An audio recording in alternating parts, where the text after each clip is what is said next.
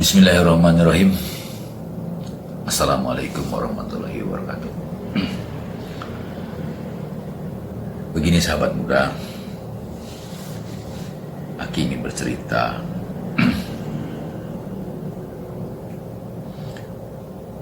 barangkali ada manfaatnya untuk kita semua. Oh iya, Aki bahas Aki dulu ya. Aki, kenapa sih panggil Aki? Aki itu gini, kebetulan Aki ini kan orang Jawa Barat, ya, dari Jawa Barat maksudnya ya, walaupun dari kecil di Jakarta, asli ini dari Jawa Barat. Kebetulan juga nih ya, Aki itu kan kakek, kebetulan cucu Aki juga udah banyak, maka orang panggilnya Aki, jadi Aki aja lebih gampang ya. Aki Suan, Aki Muhammad Suan gitu ya. Aki beri judul pusing. Pusing apa sih? Pusing pikiran, bukan pusing badan maksudnya. Pusing pikiran, bukan pusing kepala nih, bukan. Tapi pusing. Ya, kalau pusing kepala itu kan jelas minum bodrek ya. Sembuh aja lah ya, atau ke dokter lah gitu. Gampang lah obatnya itu. Tapi yang maksudnya itu pusing pikiran. Kapan sih, dari mana sih dia munculnya itu? Muncul awal mula pusing pikiran dari dirimu, dari kita masing-masing, dari diri kita maksudnya. Dari kita yang memunculkan pusing pikiran, ya kamu. Kenapa jadi pusing? Gini, karena kita ini manusia ya, cenderung lebih suka memanjakan, hampir rata-rata lebih banyak memanjakan angan-angan gitu, lebih sering memanjakan angan-angan. Contohnya gini, kita ini punya gaji pas-pasan ya, punya penghasilan pas-pasan, lalu kita punya keinginan mau kredit motor lah ya. Tentu setiap bulan harus dibayar. Pas tanggalnya bayar. Kebetulan penghasilan kita pas-pasan. Tentu otomatis menggeser kebutuhan yang lain. Sehingga kebutuhan yang lain tuh agak keganggu. Umpamanya kita punya 10 item, cukup untuk menutupi 10 itu, ditambah 1 jadi 11, itu kurang. Nah, muncullah kepusingan pikiran tadi. Kadang-kadang kita suka menyalahkan orang ya, padahal kita yang berbuat sebetulnya. Kita ngutang barang orang, terus kita janji hari H duitnya kita pakai, begitu orangnya nongol kita harus bayar. Kelimpungan, pusing gitu. Padahal karena kita pada saat ngambil atau berhutang kepada orang, kadang-kadang suka lupa kalau segala sesuatu tindakan itu ada resikonya. Kadang-kadang kita nggak siap memikirkan resiko akibat dari sebuah memanjakan angan-angan. Akibatnya pas hari hanya jadi pusing. Jadi yang membuat pusing tuh ya kita sendiri. Contoh, kita pengen punya anak ya, katakanlah kita punya anak ingin pintar, terus sekolahin. Begitu sekolahkan kan biayanya mahal. Harus ada bayar ini, bayar itu, kurikulum ini, kurikulum itu, semua pakai duit. Kita merasa, kok jadi begini gitu.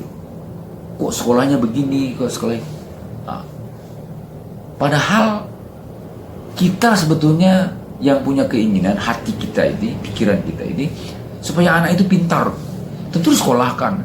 Nah, kita kadang-kadang suka lupa. Akibat dari semua pemanjaan alam pikir itu. Salah enggak? Aki bukan ngomongin salah sama benar, enggak. Ini kan maksudnya tuh mengurangi alam pikir kita ini jangan terlalu pusing, karena itu semua bersiko gitu. Datar aja pikiran itu, gitu maksudnya.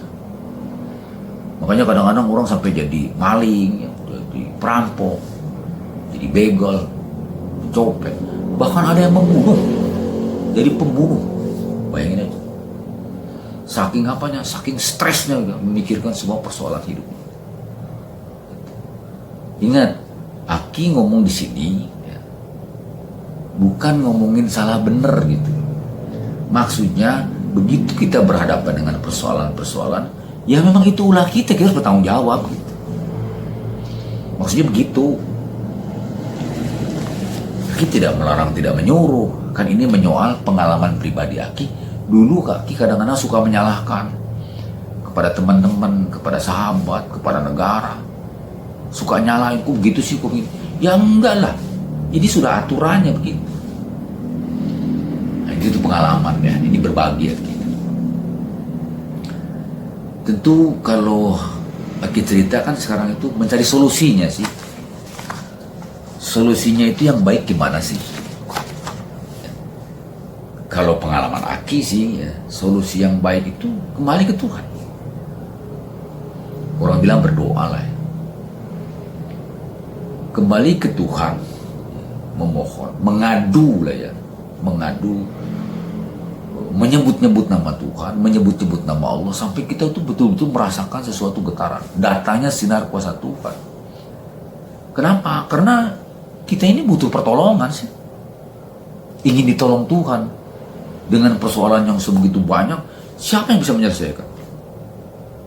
Kecuali Tuhan. Itu pengalaman Aki. Hanya Allah yang bisa menyelesaikan persoalan-persoalan aku. Makanya begitu persoalan itu muncul, Aki balikin ke Tuhan. Mengadulah kepada Tuhan. Berdoalah kepada Tuhan. Ya Allah, ya Tuhan, gimana saya? Diulang-ulang, disebut-sebut. Sampai hati ini betul-betul merasakan datangnya sinar kuasa Tuhan. Karena Aki bilang, cuma Dia yang bisa menyelesaikan. Dan Dia yang sanggup merubahkan hati dan perasaan itu jauh lebih tenang gitu. Itu yang pertama ya, mudah-mudahan paham lah ya gitu. Yang kedua, ikhtiar setelah lahiriah ya. Ikhtiar setelah lahiriah tuh entah itu ketemu teman ya, entah itu ketemu siapa saja lah ya. Baik itu tukang parkir, yang jadi pedagang, yang kerja kantoran gitu ya. Kan macam-macam orang usaha itu.